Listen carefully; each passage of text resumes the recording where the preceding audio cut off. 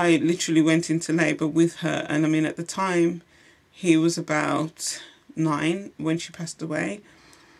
So 9 years previously, I'd never experienced labour or anything like that. But I'd almost gone into labour with her. I was living in Watford and she was living in Wolverhampton, and she went into labour, and I just felt this awful pain, almost like from my neck down to my knees. And when I phoned my parents, they said, oh yeah, your sister's gone into labour. And that's the connection we had. It was almost like a twin connection, but we were 7 years apart with siblings in between. We certainly weren't twins. Anyway, I went on to, the pregnancy carried continued on, and it was a healthy pregnancy after that. It was later on after that that my pelvic floor slipped. At 38 weeks, they decided to induce me. Obviously, in their opinion, it was because I was in so much pain and because my pelvic floor had slipped, but there were other ways of getting around a slipped pelvic floor. At the time, like I said, I was naive. I didn't know. I hadn't looked it up. And I just went with what the doctor said because the doctor said. They induced me. They gave me 4 pessaries. Those are the gels that they insert. 4 times they gave it to me. And I remember lying in the bed thinking, I'm in a lot of pain, but I know nothing's happening. Nobody told me that when you have one of those gels, you need to stay on your feet. You need to, for the inducement to work, you need to be on your feet as much as possible. Don't stay still because it won't work. You'll just be in a lot of pain and your body will be doing nothing. To get the contractions going and to get labour going, you need to walk around. And 4 times they gave it me, and 4 times nobody said to me, keep moving. It was all, whenever I went to them and said, I don't know what's going on, they say, oh, don't worry about it, go back to bed. So that's literally what happened. And then later on they put me on a drip because the gels hadn't worked, so they put me on a drip. And they were monitoring me. They had the monitor next to me, and according to the monitor, I was having some very painful, severe contractions, but I wasn't feeling anything. I was feeling a little bit of tickling down below, and that was it.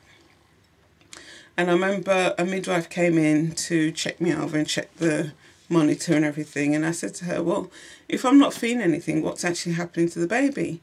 And she says, oh, he might be a little bit distressed, and, you know, basically your womb's just contracting and squashing him, and, you know, there might be some distress and mental problems later on.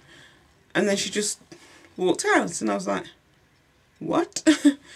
And then a few minutes later, another midwife walked in, and all I remember about this woman was that she had loads and loads of curly ginger hair, very tall and slim, loads and loads of curly ginger hair. And I said to her what the other midwife had said to me, and she goes, oh, she shouldn't have said that to you. She says, what you need to do is ask for cesarean, ask for it right now. And I was like, okay. So when the other midwife came back, I said, I'd like a cesarean, I'd like one now. So she called the doctor, and this little doctor came in, and he had the tiniest little fingers trying to examine me. And he said to the midwife, oh, give this woman an epidural so I can examine her properly. And I was like, you're not giving me an epidural so you can stick your fingers in me. You're a pervert. I want a doctor with longer fingers. So he got upset and walked off, and another doctor a few minutes later came back, and this doctor, he was talking to me and he was using his hands to describe this, and all I was doing was watching his hands, you know, because as far as I was concerned, I wanted to see how long his fingers were. So he examined me and he said, okay, we're going to prepare you for a cesarean, and this is what's going to be like. And that's how I ended up having my cesarean, literally because I requested it. It was up on the same delivery suite where my sister had died, and I'd only gone back there because in my mind I needed for the story to come full circle. I needed to because my sister had passed away there, I needed to have my son there. In my head, this probably doesn't make sense to anyone, but in my head, because a life had deceased there, I needed to give life there to kind of complete the circle. When I got pregnant again the last time, the first thing that came to my mind was, I can't go back to that hospital to have my child. I just can't. And obviously I miscarried that child, and now I'm pregnant with this one. And as I've explained to my midwife, it's not like I'm sitting here thinking I'm never going to go back into hospital to have my child. It's just that particular hospital, that particular delivery suite, it brings back so many traumatic memories that I just think, I just can't sit here rationally and think, yeah, that's where I'm going to go to have my child, knowing that my sister died there, I almost lost my son there. You know, I just can't think, yeah, you know, I'll go there. Obviously, you know, if I plan my home birth and anything happens and I have to go to hospital, then obviously, yeah, if I have to go there, take me there and get my baby out safely. My delivery from the cesarean, it was slow. It wasn't awful, but it was very slow, and it was 6 weeks before I could probably walk properly or really go anywhere or lift anything. And the first few weeks were really horrendous as well. And I just thought, I don't want to have another cesarean. I don't want to have another birth like that. I just want to have a natural birth, the way nature intended for us, for women to give birth.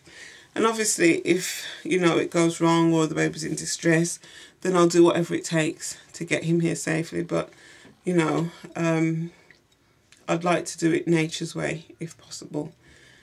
And that is, don't know if anybody can make head or tail of that story, but basically that is the labour and delivery story of my previous son. I can't remember any finer details, like times and stuff. But a lot of it was blocked out. A lot of his delivery story is blocked out because it was a very traumatic experience. One of the funny things that happened was I was, when they put me on the drip, I was actually on delivery suite because they were expecting me to go into labour. And my partner was there, and as I said, we weren't particularly getting on too well. And I was reading a book and watching a programme on the TV at the same time. And he assumed that because I was reading the book, I wasn't watching the TV. So he turned the channel over onto the football, soccer. I went berserk. I was like, how dare you turn the channel over? I'm watching that, And I had the book in my hand and I flung the book across the room. And I was like, I've had enough of this hospital. I want to go home. And it was really traumatic. Throughout the cesarean, throughout the actual operation, I just felt heady and sick. They had a sick bowl next to me, but obviously I couldn't turn to be sick into it. I just had to lie there, and obviously I couldn't feel my body from the waist down. I couldn't feel anything. And my sister held my hand throughout the whole time. My partner waited outside because he was a bit like, I can't stay to watch this. And I remember when Levi came out, he was beetroot red and he was screaming and he had his fist in his mouth, like, oh, trying to eat his fist. And obviously they took him out during a meal, at mealtime, and he was pretty hungry. And yeah, it was, you know, it was absolutely wonderful meeting my son, knowing he was healthy and happy and everything. But because I was so drugged up, I couldn't take care of him properly. And I remember when they took me around to recovery, and it's probably not recovery, I was probably back on a ward, but I was in a side room to myself, and somebody came in and said, oh, do you want me to take him? And I don't know who that person was, I can't remember. All I said was, yeah. He was crying, and I just said, yeah, just stop him from crying. I was so out of it. And I just thought, I really don't want that again for myself. I really want a birth that is as natural as possible. And I want to be coherent all the way through it. Pain or no pain, I want to be able to deal with it. But that is my personal choice. I'm not going to knock anybody who chooses to be induced. I'm not going to knock anybody who chooses to have a C-section. I am basing my choice from my personal experience. And I know a lot of people who have been induced and had wonderful births. And I know a lot of people who had caesarean sections and would never have it any other way. But from my personal experience, the experience that I've had, I wouldn't want to go back there again. It's not for me. While it might be for someone else, it's not for me. And that's my story. Okay, bye.